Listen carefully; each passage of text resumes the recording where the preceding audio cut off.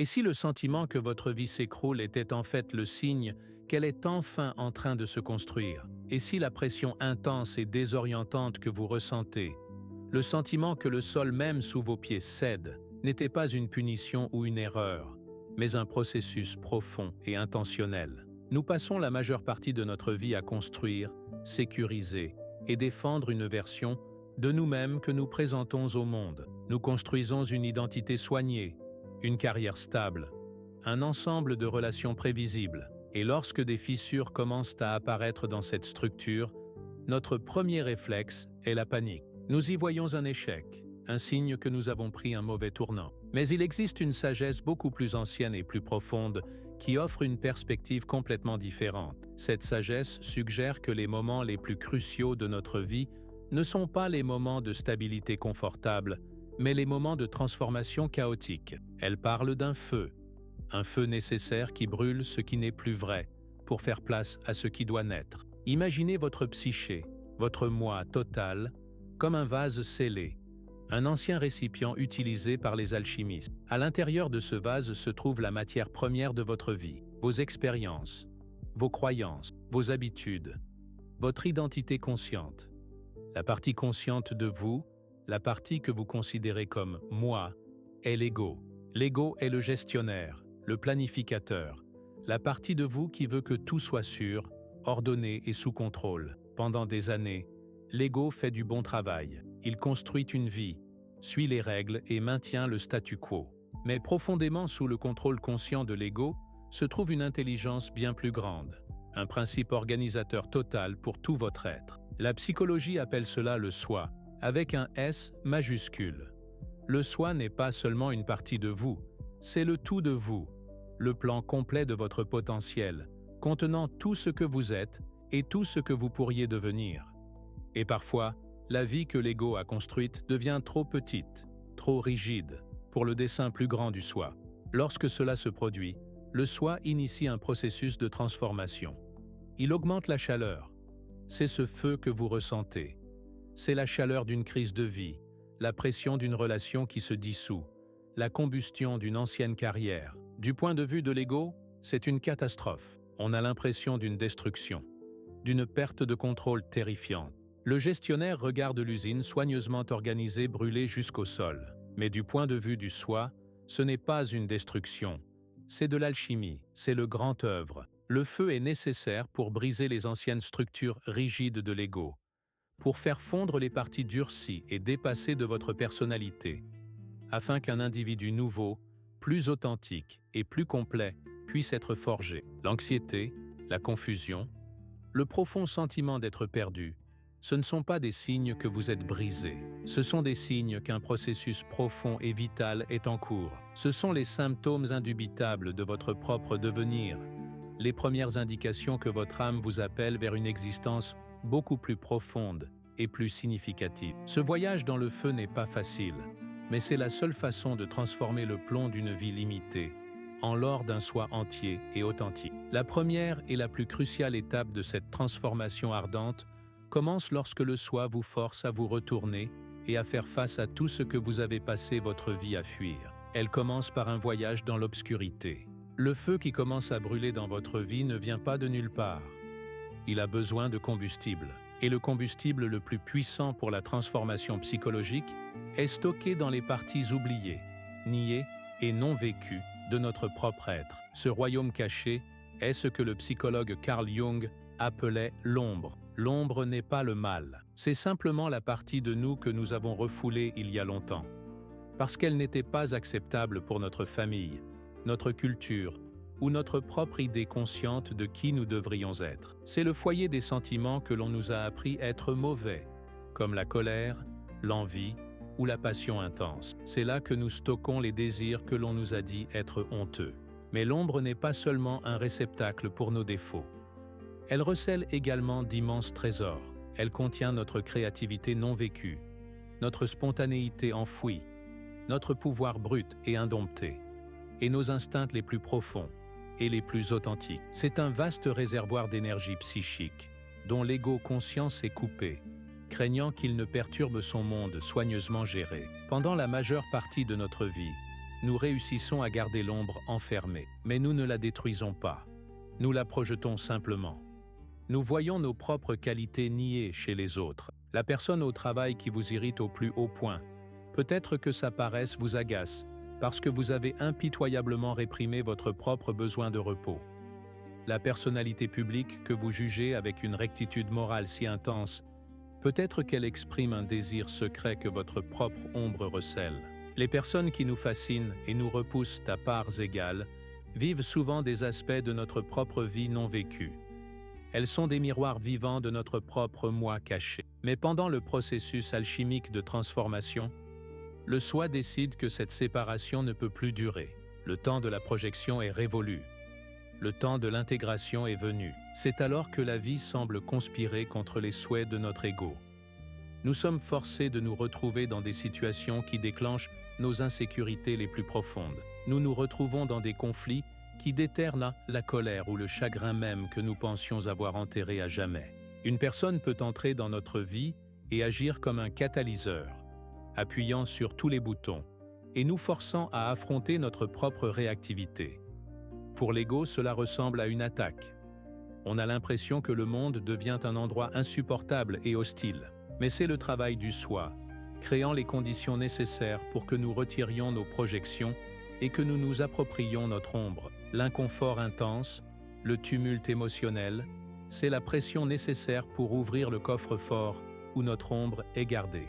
Le voyage exige que nous cessions de pointer du doigt vers l'extérieur et que nous commencions à nous demander « Qu'est-ce que cette situation me montre sur moi-même? Quelle partie de moi est activée ici ?» Affronter l'ombre, c'est la descente du héros dans le monde souterrain. Il faut un courage immense pour regarder honnêtement les parties de nous-mêmes que nous avons jugées laides ou inacceptables. Cela signifie admettre notre propre capacité à l'envie, à la rage, à l'égoïsme. Mais cela signifie aussi redécouvrir l'or que nous y avons caché. Cela signifie récupérer l'artiste passionné que nous avons abandonné pour une carrière raisonnable, ou l'aventurier sauvage que nous avons réduit au silence au profit d'une vie sûre. En affrontant et en intégrant consciemment l'ombre, nous ne devenons pas une mauvaise personne. Nous devenons une personne entière. Nous reprenons l'immense énergie que nous avons gaspillée dans la répression et la projection, et nous la mettons à disposition de notre vie consciente. Le feu de notre crise est alimenté par cette réunion. En intégrant l'ombre, nous devenons plus ancrés, plus authentiques et plus puissamment humains. Nous ne sommes plus un fragment de nous-mêmes soigneusement organisé, mais un être complexe et complet. Cette intégration interne est cruciale, mais ce n'est que la moitié de l'histoire. Au fur et à mesure que le paysage intérieur change, le monde extérieur que nous avons construit doit également commencer à s'effondrer. Nous avons maintenant examiné le monde caché à l'intérieur, l'ombre que nous gardons enfermée hors de notre propre vue consciente. Mais qu'en est-il du visage que nous montrons au monde? Qu'en est-il de l'identité soigneusement construite que nous avons passé des décennies à perfectionner?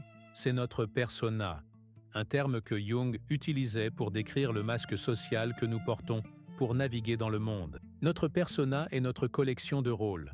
L'employé responsable, le parent attentionné, le professionnel sophistiqué, l'ami fiable. C'est la version de nous-mêmes qui est conçue pour l'approbation du public, façonnée par les attentes de la société et notre désir de nous intégrer. La persona n'est pas intrinsèquement mauvaise. C'est un outil nécessaire à l'interaction sociale. Elle nous permet de fonctionner sans heurts dans différents contextes. Le problème survient lorsque nous oublions qu'il s'agit d'un masque. Le danger est lorsque l'ego fusionne avec la persona, lorsque nous en venons à croire que nous sommes le rôle que nous jouons. Lorsque cette fusion se produit, tout notre sentiment de valeur personnelle devient dépendant du succès de ce rôle. Je suis un avocat qui réussit. Je suis une mère dévouée. Je suis un leader communautaire respecté. Ces affirmations ressemblent au cœur de notre être.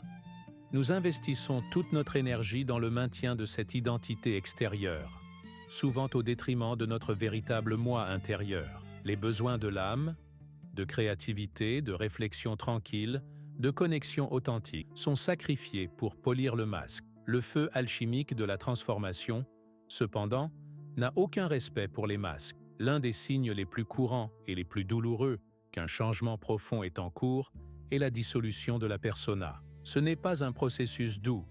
On a souvent l'impression d'un échec complet et total aux yeux du monde, et donc aux yeux de notre propre ego.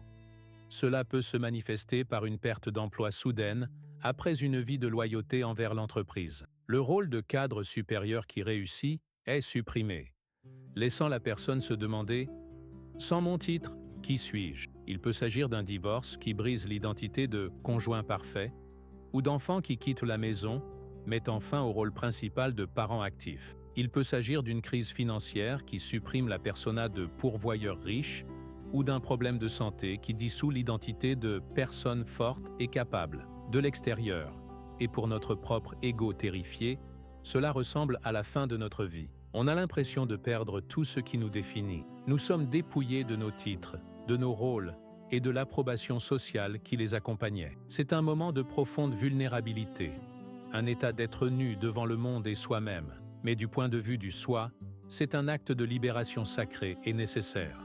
C'est le serpent qui mue une peau devenue trop étroite et restrictive. L'effondrement de la persona est une intervention conçue pour vous sauver d'une vie d'inauthenticité. Le soi crée un espace, un vide, pour que quelque chose de plus vrai puisse émerger. La question angoissante « Qui suis-je sans mon rôle ?» est la question même que votre âme veut que vous posiez. C'est une invitation à découvrir une identité qui ne dépend pas de la validation externe ou de la performance sociale. C'est une convocation à construire un sentiment de soi sur le sol solide de votre propre être intérieur, plutôt que sur le sable mouvant de l'opinion publique. Ce processus de mue du masque est une étape essentielle de déblayage. Lorsque le monde extérieur soigneusement construit se fissure et que les grondements de l'ombre intérieure se font plus forts, il en résulte un état intense de friction intérieure, une profonde détresse psychologique qui est, en fait, un appel direct des profondeurs de votre être. Lorsque notre monde extérieur commence à se dissoudre et que notre monde intérieur devient turbulent, l'expérience est celle d'un profond malaise. Nous donnons généralement un nom à ce sentiment. Nous l'appelons anxiété, nous l'appelons dépression, nous l'appelons crise de la quarantaine ou épuisement professionnel. Nous y voyons un dysfonctionnement, un problème psychologique à résoudre, à traiter médicalement ou à surmonter. Notre monde moderne nous enseigne à considérer ces états comme des ennemis d'une vie heureuse, mais la perspective jungienne offre une idée révolutionnaire. Et si cette névrose, cette souffrance profonde et persistante, n'était pas du tout une pathologie? Et si c'était un message? Et si le symptôme lui-même était une convocation du soi, une communication désespérée de l'âme à un ego sourd? Imaginez votre psyché comme un grand navire. L'ego est le capitaine, debout avec assurance sur le pont. Le capitaine a des cartes, une boussole et une destination claire et logique en tête. Plus de succès, une plus grande maison, une retraite assurée. Pendant longtemps, le navire navigue en douceur sur le cap que le capitaine a tracé. Mais le soi n'est pas le capitaine.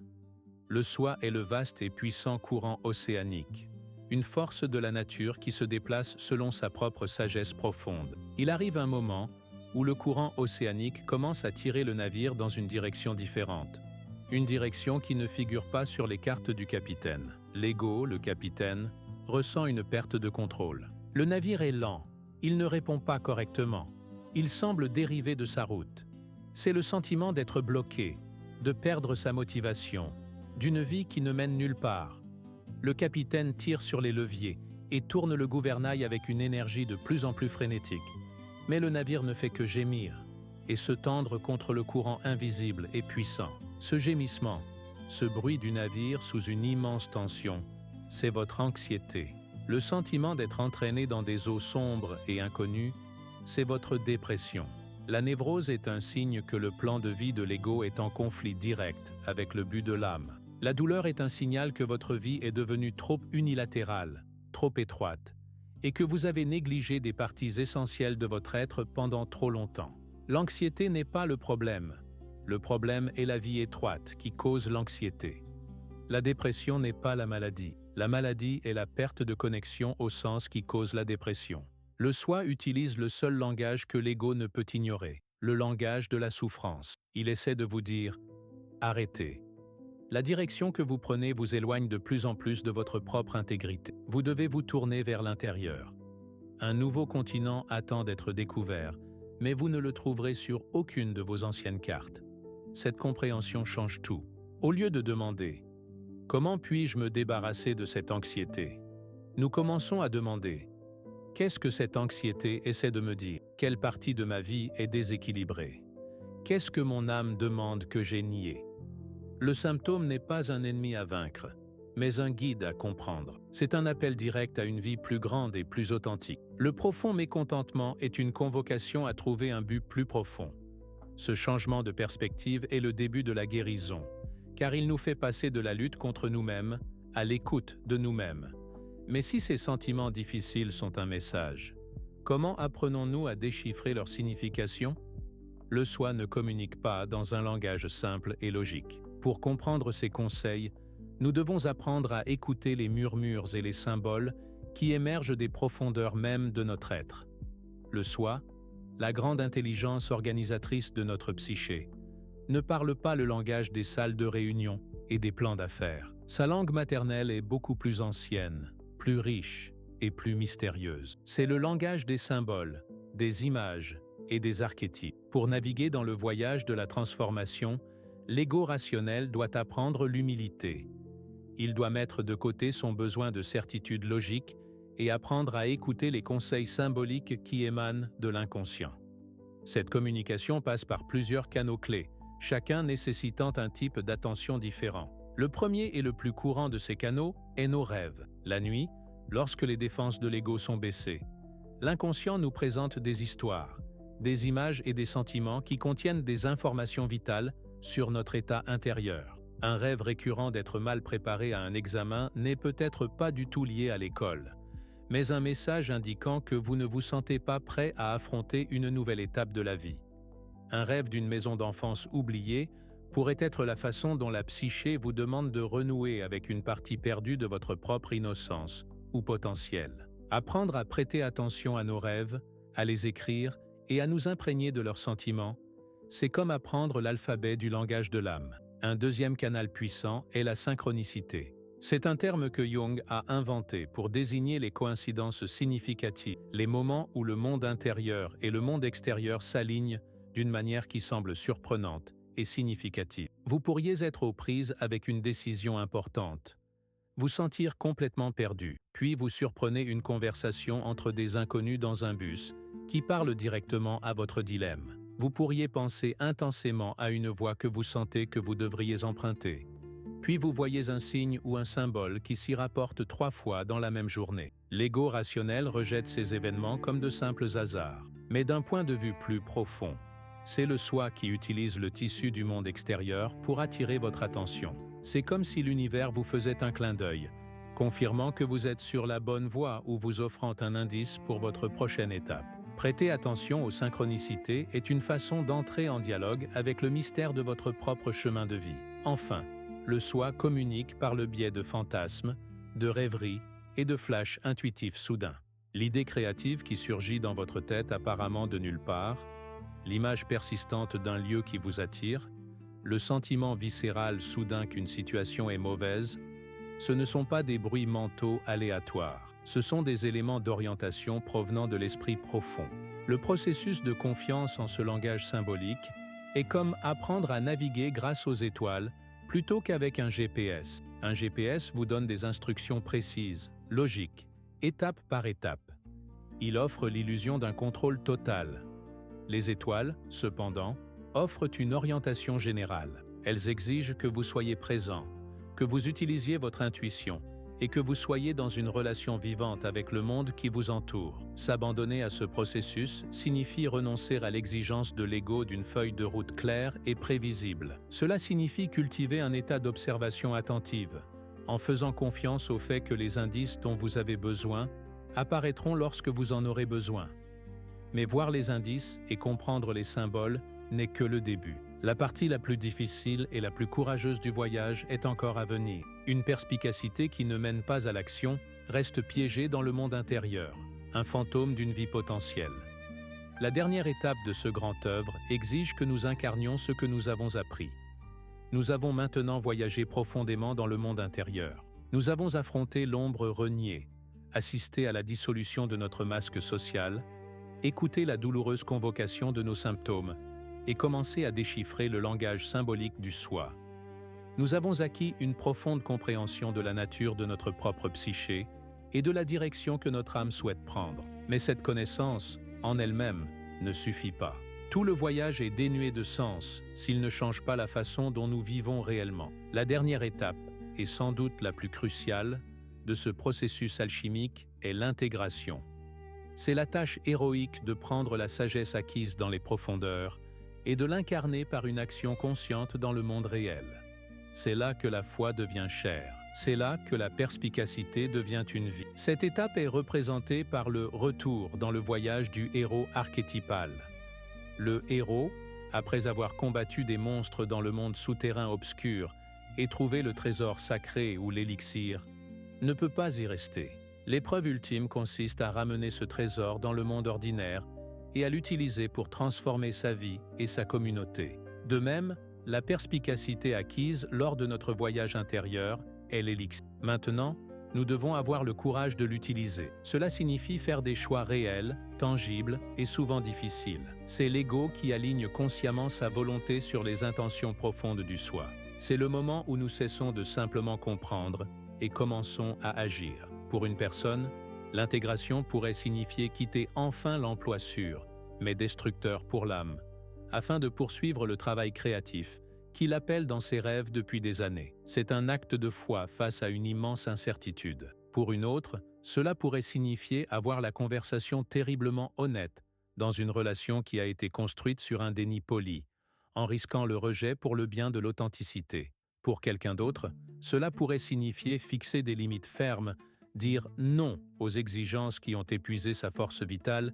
et récupérer sa propre énergie. Ces actions ne sont souvent pas de grands gestes dramatiques. Le plus souvent, il s'agit d'une série de petits choix courageux faits jour après jour. C'est choisir de passer 1 heure à peindre au lieu de s'engourdir devant la télévision. C'est choisir de dire sa vérité lors d'une petite réunion. C'est choisir de pardonner à quelqu'un, non pas parce qu'il le mérite, mais parce que votre propre âme a besoin d'être libérée du poison du ressentiment. Chaque fois que nous agissons à partir de ce lieu de connaissance plus profonde, nous construisons un pont entre l'ego et le soi.